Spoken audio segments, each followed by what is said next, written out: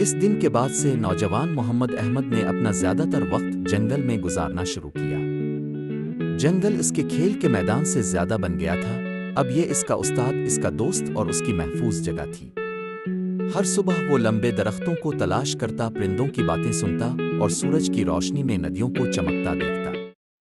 شام کو وہ اپنے والد کے پاس واپس آ گیا اور اس کی مدد کرتے ہوئے ان کی چھوٹی چھوٹی چیزوں میں مدد کی۔ اگرچہ احمد بڑا ہوا، وہ خوفناک طوفان کی رات کو کبھی نہیں بھولا، جس رات اس نے اپنا گھر، اپنے گاؤں اور سب سے زیادہ تکلیف دے اپنی پیاری ماں کو کھو دیا۔ یہ یادداشت اسے کمزور کرنے کے بجائے اس کی طاقت بن گئی۔ اس نے اسے جسم اور دل دونوں میں بہادر بننے پر مجبور کیا۔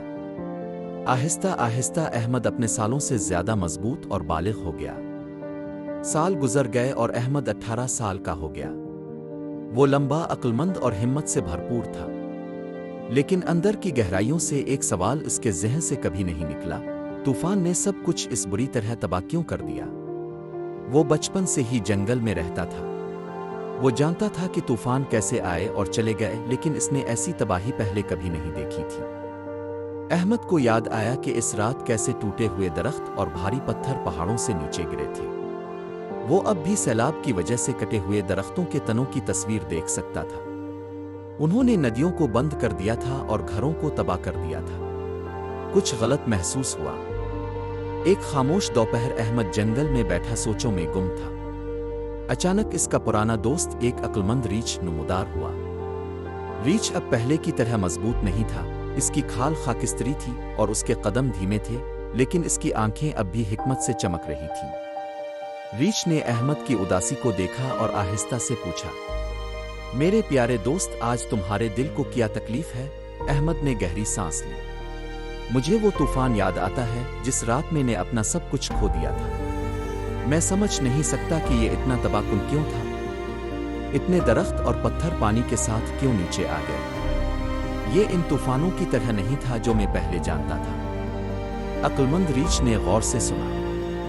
کچھ دیر توقف کے بعد اس نے دھیمی اور سوچتی ہوئی آواز میں کہا: احمد، تم ٹھیک کہتے ہو، وہ طوفان مختلف تھا، صرف بارش نے ہی تمہارے گاؤں کو تباہ نہیں کیا۔ لالچی لوگوں کا ایک گروہ اس جنگل کے درختوں کو کاٹ رہا تھا اور پہاڑوں سے پتھر توڑ رہا تھا۔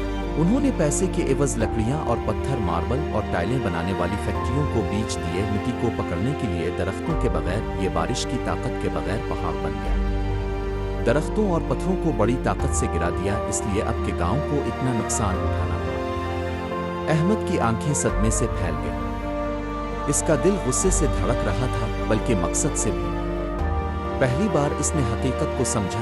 طوفان فطرت کی طرف سے خراب نہیں ہوا تھا، لیکن ان لوگوں کے لالچ سے جنہوں نے جنگل کو تباہ کر دیا تھا۔ الفس نے عقلمند ریچھ کی طرف دیکھا اور عزم کے ساتھ اپنی مٹھیاں بھینچ لیں۔ پھر مجھے کچھ کرنا چاہیے۔ میں اپنی ماں، اپنے گاؤں کو واپس نہیں لا سکتا، لیکن میں اس جنگل کی حفاظت کر سکتا ہوں۔ میں اسے دوبارہ کسی کو نقصان نہیں پہنچانے دوں گا۔ اگر جنگل محفوظ ہے تو لوگ بھی محفوظ رہیں گے۔ اور یوں احمد کا ہمت اور مقصد کا سفر صحیح معنوں میں شروع ہوا۔